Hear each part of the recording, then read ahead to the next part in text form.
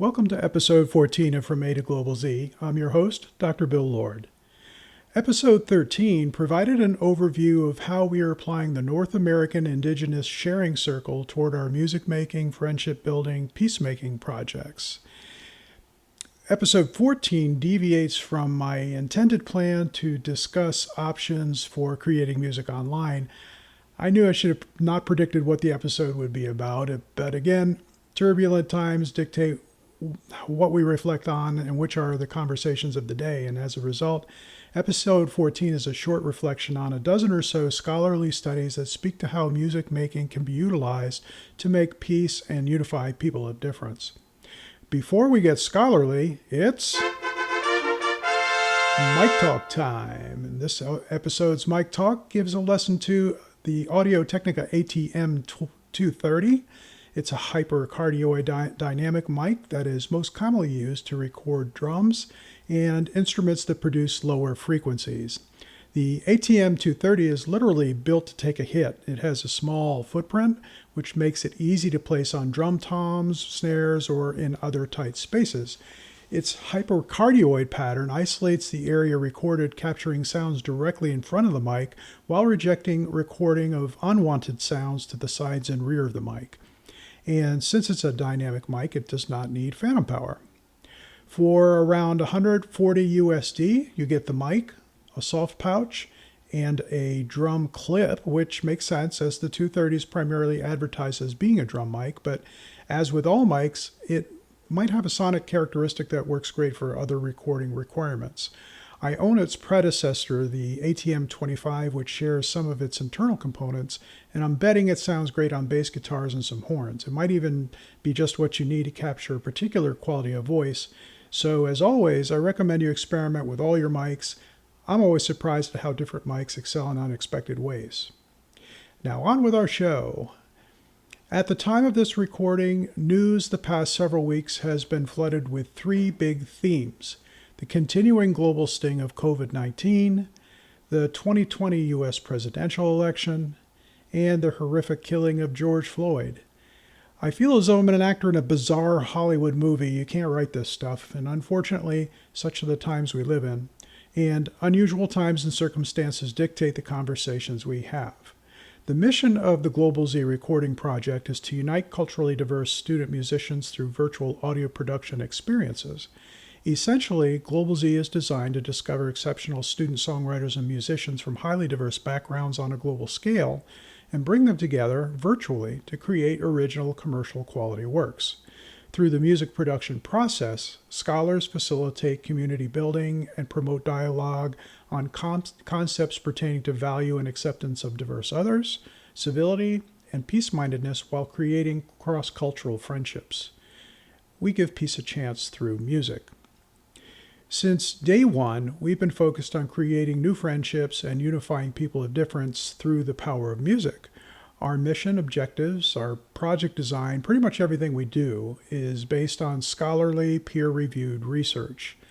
I'd like to comment on a few research findings that are particularly relevant to Global Z and equally relevant to what we are experiencing these days as a society. All peoples, nations, cultures, classes, and institutions are faced with the problems of conflict and violence.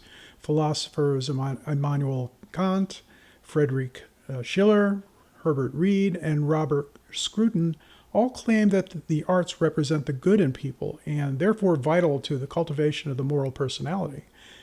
Changing how people think is not particularly easy, and only a transformation in the root character of human life can resolve the innumerable conflicts that afflict the world. Peace education programs that have the power to transform worldviews depend on the active creation of unity.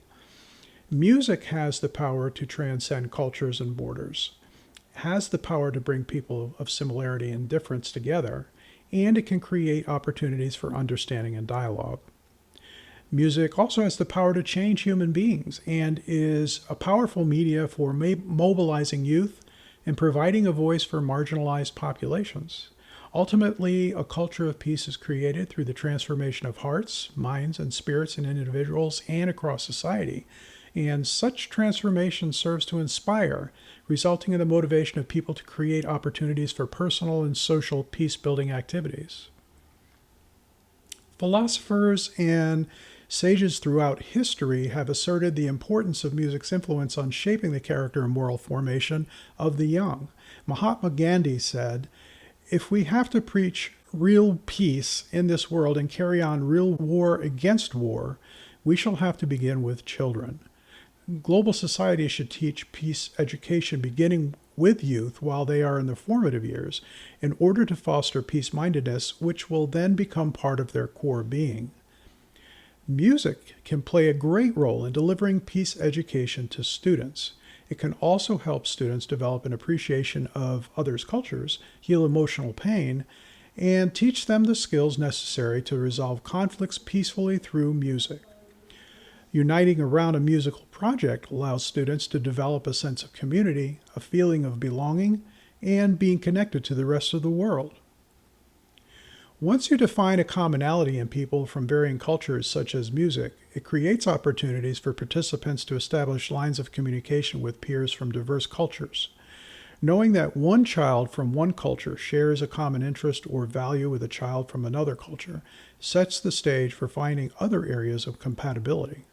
Through a communal musical project, participants not only develop feelings of belonging, but also respect for others, and their tolerances toward others increase.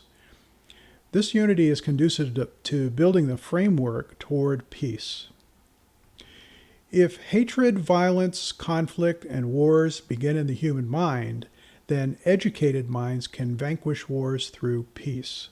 Armed with a solid framework for peace education, educators can lead the way towards cultivating peace in their classrooms and communities, which contributes to the growing movement towards developing a global culture of peace. And when you combine the facilitation of peace education with building a community of practice around music, we have a powerful model designed to transform minds and unify people of difference. When researching or contemplating the intersection of peace and music, I refer to more than 70 pages of scholarly citations I've collected that pertain to related issues, and I'm always on the lookout for new literature. The findings and theories I've briefly discussed merely scratch the theoretical surface. The point I'm trying to make in this video is we don't have to harbor feelings of seething anger, polarities of hatred, or live in an us versus them mentality that is so prevalent in the world around us. We have a choice. You have a choice. We can choose to step back and try to understand life from another person's point of view. We can apply actions of dignity and respect toward others. We can better get to know someone who is different from ourselves by doing something like making music with them. I was recently interviewed for a local publication interested in introducing Global Z to their readers. One of the questions the interviewer asked was, "What is it about music that makes our world better?" I recounted a fairly well-known story from 1914 that occurred during World War I. On a cold and frosty Christmas Eve, German troops separated a mere 100 feet from enemy English troops began singing Christmas carols from their trenches. Surprisingly, English troops responded in kind. Eventually, enemies became just men, if only for a few hours, and they reunited in song. And once a bond of trust had been established, through music, they came out of their trenches, meeting in the middle of their respective sides, and celebrated a holy holiday shared around a Christmas tree. Music is a universal bridge builder, and it unifies people of difference in ways few things can. It's a foundation from which great and greater things can occur, like forging a momentary creation of peace in the middle of a great war, or the building of modern cross-cultural friendships between student musicians from different indigenous tribes.